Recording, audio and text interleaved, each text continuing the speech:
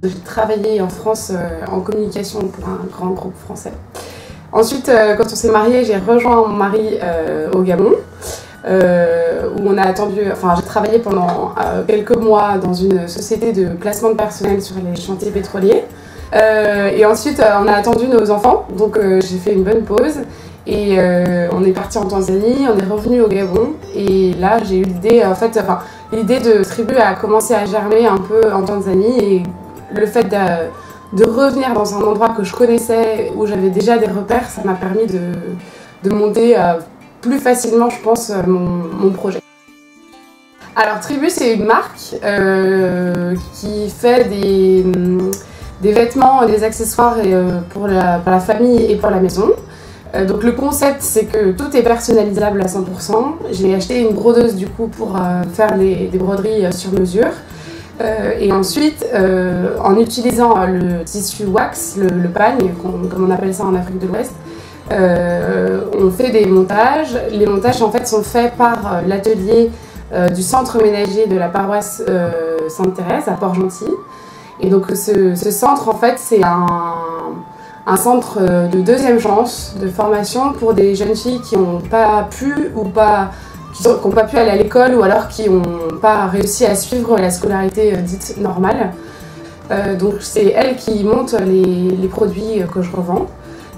Et tous les bénéfices de Tribu vont pour les sœurs, pour qu'elles puissent continuer leur mission d'enseignement au Gabon. Tribu, c'est une association à but lucratif. Parce qu'en fait, il me faut le droit de vendre mes produits en fait. Il y a du commerce sur internet et ici, il faut que les choses soient quand même bien rangées, quoi, bien carrées. J'ai fait un business plan, j'ai convoqué mes frères et sœurs, des amis, on a échangé beaucoup sur le concept, sur le cœur de clientèle, sur le type de produit qu'il fallait proposer. J'ai aussi une comptabilité précise, j'ai calculé mes prix de vente en fonction de mon prix d'achat, de mes matières premières, de la marge que je donne aux sœurs, etc. Enfin, c'est vraiment, j'essaye de mettre en œuvre tout ce que j'ai appris pendant mes études pour vraiment vous faire quelque chose qui ressemble à une entreprise. Bon, pourquoi du bénévolat? Dans ma situation, c'est assez facile parce que on est expatrié depuis 4 ans, que clairement, j'ai pas besoin de travailler pour faire vivre la famille, parce qu'on a la chance que le salaire de mon mari suffise.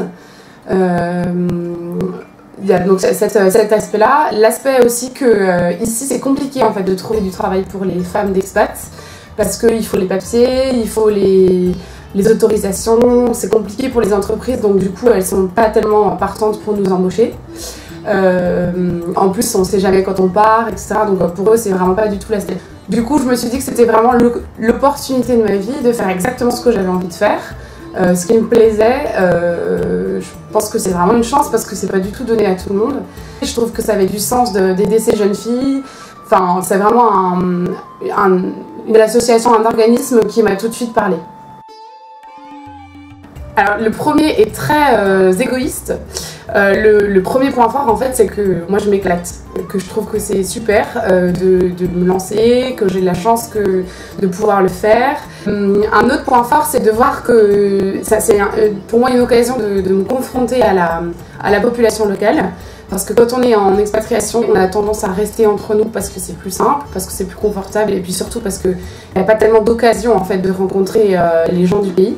Donc là, j'ai la chance de pouvoir lier alors je ne dirais pas des liens d'amitié, mais des liens de confiance avec les sœurs, avec les monitrices de la couture, petit à petit aussi avec les jeunes filles du centre.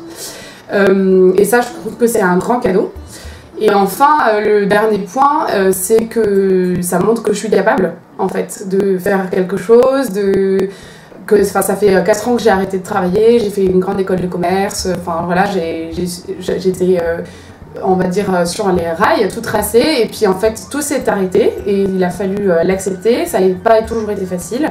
Et aujourd'hui, je me rends compte que je suis capable de me relancer, de faire quelque chose toute seule, en autonomie complète, et que ça marche quoi, que les gens sont réceptifs au projet, ici à Port-Gentil, mais aussi en France.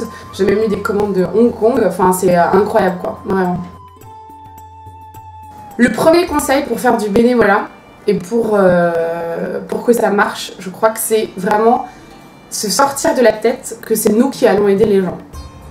Parce qu'en fait, évidemment, on va leur donner du temps, de la disponibilité, des connaissances, mais en fait, c'est eux qui vont nous en apprendre énormément sur nous. Je suis époustouflée de voir tout ce que je découvre jour après jour sur moi, sur ma capacité à aller plus loin, sur finalement la capacité à être patiente, parce que moi, c'est vraiment pas ma qualité de départ, sur le temps qu'on a finalement disponible pour les autres. Alors, le deuxième conseil que je pourrais donner, c'est de se lancer, en fait. Et j'ai eu beaucoup de mal à le faire au départ. Il m'a fallu 3 ans de vie en Afrique pour oser me lancer.